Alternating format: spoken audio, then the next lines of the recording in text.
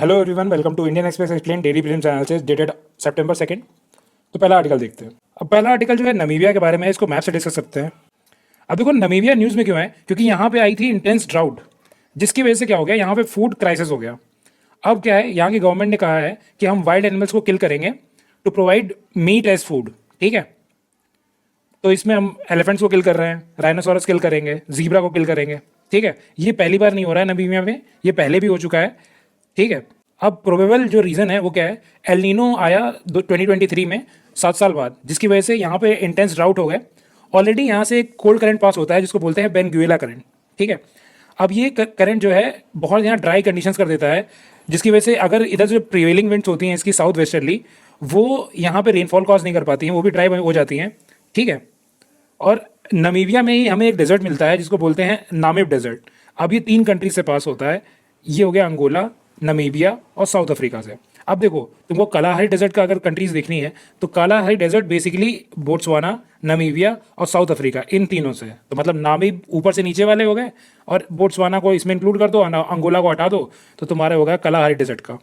और अब देखो यहाँ का एक और फैक्ट है कि ट्रॉपिक ऑफ कैप्रिकॉर्न जो है ना, वो 5 कंट्रीज से पास करता है यहाँ पे। कौन कौन सी कंट्रीज हैं? पहला हो गया नमीबिया, दूसरा हो गया बोट्सवाना, साउथ अफ्रीका हो गया हमारा, मोजाम्बिक हो गया, और यहाँ हो गया मडागास्कर। ठीक है, अब नेक्स्ट आर्टिकल देखते हैं। अब जो नेक्स्ट आर्टिकल है ये हमारा है डीहाइफिनेटिंग राइस वीट के बारे में। आर्टिकल में कुछ इंपॉर्टेंट नहीं दिया हुआ है, बट यहाँ पे दिया हुआ है टॉप वीट प्रोड्यूसर्स स्टेट और टॉप राइस प्रोड्यूसर स्टेट। तो ये देख लेते हैं। तो इंडिया जो है ये 2nd नंबर पे आता है वर्ल्ड में इन वीट के प्रोडक्शन में और राइस के प्रोडक्शन में, दोनों में 2nd नंबर पे है। और पहले नंबर पे कौन है? चाइना। ठीक, अब स्टेट वाइज देख लेते हैं कि देखो वीट में है, वीट के प्रोडक्शन में अगर तुम्हें देखना है तो इंडिया में पहले देखो ऊपर वाले स्टेट लो, यूपी, उसके नीचे क्या आता है? एमपी, ठीक, पंजाब और फिर हरियाणा। तो यूपी 1st नंबर पे, एमपी 2nd, पंजाब 3rd और ये 4th नंबर पे हरियाणा आ गया। और अगर हमें राइस का देखना है तो राइस में बेसिकली पहले आ जाएगा हमारा वेस्ट बंगाल, और यूपी तो रहेगा ही, यूपी 2nd नंबर पे है, 3rd हमारा पंजाब है, और चौथे पे एक तेलंगाना है, एक साउथ का स्टेट हो गया हमारा। ठीक है, अब बाकी चीज़ कि राइस के यूजुअली हमारे यहाँ 2 क्रॉपिंग सीजन होते हैं। ठीक, मतलब 2 टाइम एक साल में ग्रो किया जा सकता है, बट इसका साउथ इंडिया और ईस्टर्न इंडिया में ये 3 टाइम भी ग्रो किया जा सकता है। इवन असम में भी शायद 3 टाइम ग्रो किया जाता है।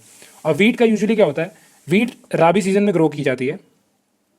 ठीक है, जो हमारा विंटर सीजन होता है उसमें। और ऑब्वियसली वीट को इतना पानी नहीं चाहिए होता है।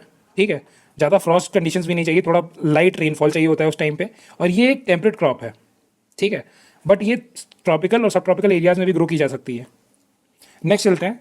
अब देखो ये आर्टिकल जो है, ये आर्टिकल हमारे लिए कुछ काम का नहीं है, बट यहाँ एक चीज़ दी हुई है कि जैसे मैंने ऑलरेडी बता रखा है क्लिनिकल ट्रायल्स के बारे में, ड्रग के।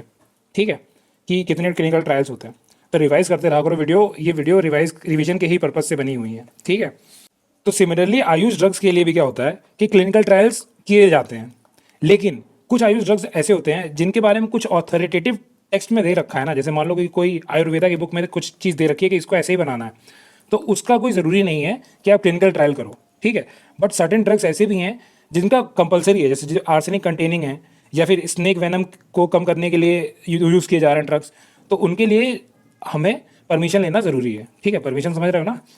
हाँ, अब एक बॉडी कौन सी इससे रिलेटेड है, बॉडी रिलेटेड है आयुर्वेदिक सिद्धा यूनानी ड्रग टेक्निकल एडवाइजरी काउंसिल। ये एक्सपर्ट बॉडी है जो कि रेगुलेट करती है आयुष ड्रग्स को। ठीक है भाई, इतना ही काम का था। नेक्स्ट चलते हैं। अब देखो नेक्स्ट जो आर्टिकल है वो हमेशा की तरह एक पीएमएलए पे आर्टिकल तो इंडियन एक्सप्रेस वाले ने सोच लिया है कि हम रोज़ बनाएंगे एक आर्टिकल। ऑलरेडी इसको मैंने 10 बार डिस्कस कर चुका हूँ, कितनी बार डिस्कस करें। तो that's it for today. Leave a feedback if you want to. Thank you.